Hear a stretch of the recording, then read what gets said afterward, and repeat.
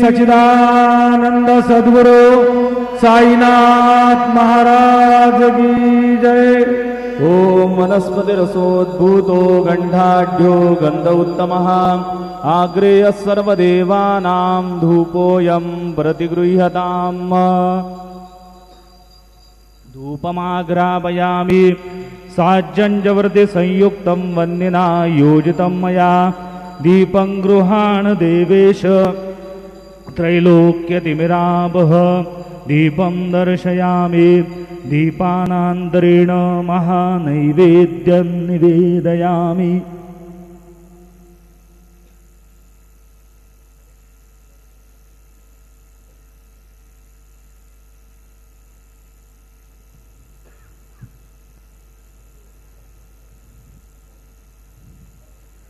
नाभ्या आसीदान्तरिक्षगो शीर्ष्णोद्यौः समवर्तत पदभ्यां भूमिर्दिशाः श्रोत्रात् तथा लोकाम् अकल्पयन्।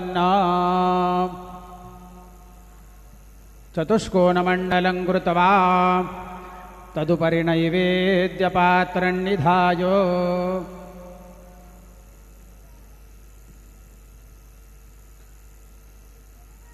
गायत्री मंत्रेण पात्रान् संप्रोक्षयेत।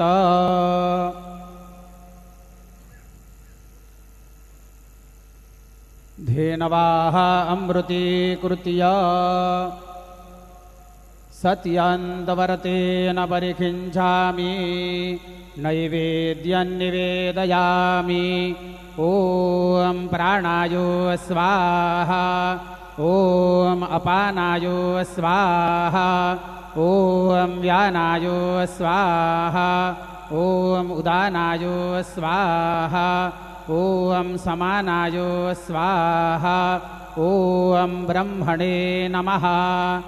नैवेद्यमध्ये पानीयं समर्पयामि पुनर्नैवेद्यं निवेदयामि।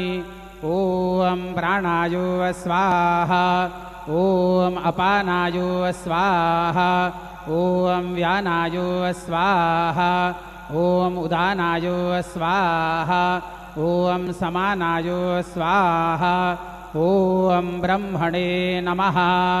नैवेद्यं समर्पयामि हस्तप्रक्षालनं समर्पयामि मुखप्रक्षालनं समर्पयामि। सद्गुरु साईनाथ देवताभ्यो नमः। प्रार्थनापूर्वकं नमस्करोमि।